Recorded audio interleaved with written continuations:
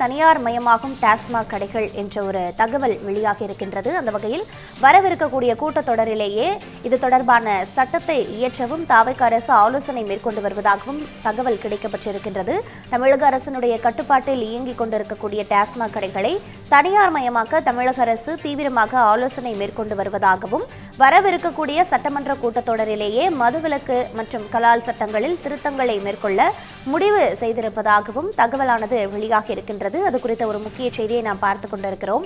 அந்த வகையில் இந்த டாஸ்மாக் கடைகள் தனியார் மயமாகும் என்றால் 20 ஆண்டுகளுக்கு பிறகு டாஸ்மாக் கடைகள் தனியார் மயமாக்கப்படுகின்றன என்ற ஒரு நிலையும் ஏற்படும். முதற்கட்டமாக நகர்ப்புற உள்ளாட்சி அமைப்புகளில் இருக்கக்கூடிய மதுபான கடைகளை தனியார் மயமாக்க முடிவு செய்யப்பட்டிருப்பதாகவும் தகவல் கிடைக்கப்பட்டிருக்கிறது. மேலும் கூடுதல் தகவல்களோடு இணைப்பில் இருக்கிறார் எமது தலைமை செய்தியாளர் விக்னேஷ்.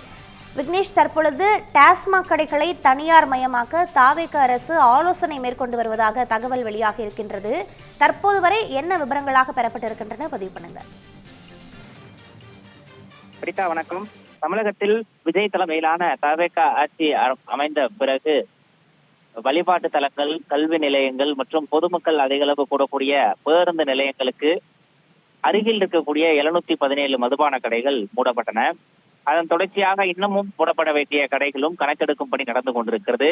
இந்த நிலையில் இந்த டாஸ்மாக் மதுபான கடைகளை பொறுத்தவரையில் எம்ஆர்பி விலையை விட கூடுதலான விலைக்கு விற்பதும் பாட்டிலுக்கு 10 ரூபாய் வாங்குவதும் மிகப்பெரிய சர்ச்சையை தொடர்ந்து ஏற்படுத்தி கொண்டிருக்கிறது.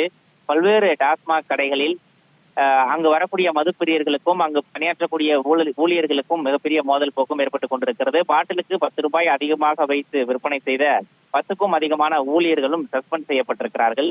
இந்த நிலையில் இந்த பிரச்சனைக்கு முடிவு கட்டக்கூடிய வகையில் டாஸ்மாக் கடைகளை தனியார் வசம் ஒப்படைக்க தமிழக அரசு தீவிர ஆலோசனையில் ஈடுபட்டுக் கொண்டிருப்பதாக தகவல் கிடைக்கப்பட்டிருக்கிறது. முதற்கட்டமாக நகர்ப்புற உள்ளாட்சி அமைப்புகளில் இருக்கக்கூடிய 2500 கடைகளை மட்டும் தனியார் வசம் ஒப்படைப்பதற்கான முயற்சிகள் நடைபெற்றுக் கொண்டிருப்பதாக தகவல் கிடைக்கப்பட்டிருக்கிறது.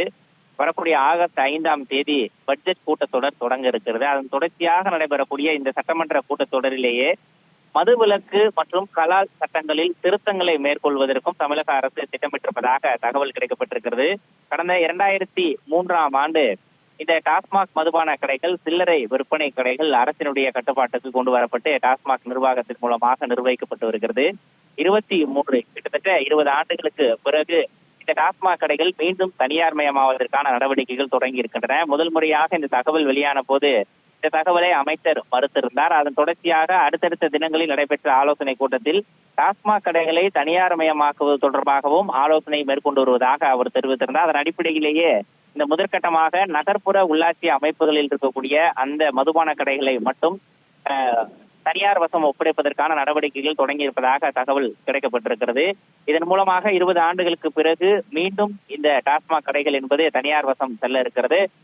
தற்போதைய நிலவரத்தின் அடிப்படையில் தமிழகத்தில் 4000த்திற்கும் அதிகமான மதுபான சில்லறை விற்பனை கடைகள் இயங்கி வருகின்றன. அவற்றை படிப்படியாக முழுமையாக தனியார் வசம் ஒப்படைத்து எந்த விதமான நெருக்கடி மற்றும் சிக்கல் இல்லாத வகையில் இந்த கடைகளை நிர்வகிப்பதற்கான ஏற்பாடுகள் தொடங்கி இருக்கின்றன. நன்றி விக்னேஷ். தற்போது வரை இருக்கக்கூடிய விவரங்களை வழங்கியமைக்கு. தமிழ் ஜனம் சேனலை சப்ஸ்கிரைப் பண்ணாம பார்த்துட்டு இருந்தீங்கன்னா மறக்காம சப்ஸ்கிரைப் பண்ணிடுங்க.